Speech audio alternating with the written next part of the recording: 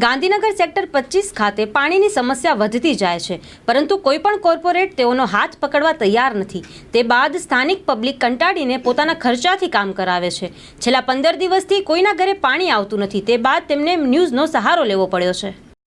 Society છેલ્લા 15 દિવસથી પાણી માટે મારી વસ્તી ટળવળે છે અને 15 દિવસથી બોર ખોલેલો છે। અમારા સ્વ ખર્ચે 50 ઉઘરાઈને આ બધો ખર્ચો કરેલો, પણ છેલ્લે હવે આ સરકાર તરફથી અમને બોર આપેલો, પણ બોરનો કેબલ ફાયર થઈ જવાથી અમારી કોઈ પણ કાર્ય લાગે એવી નથી। આ વસ્તીમાં કેબલ લેવા જાય તો લગભગ 1 લાખથી 1.5 લાખનો ખર્ચો છે, તો આ કેબલ અમારે ક્યાંથી લાવો?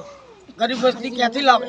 અત્યારે હાલના તબક્કે કોઈ પણ આરએનબીના માણસો કે કોર્પોરેશનના માણસો કોઈ પણ હાથ લેતા નથી, બધા જ હાથ ઊંચા કરે છે।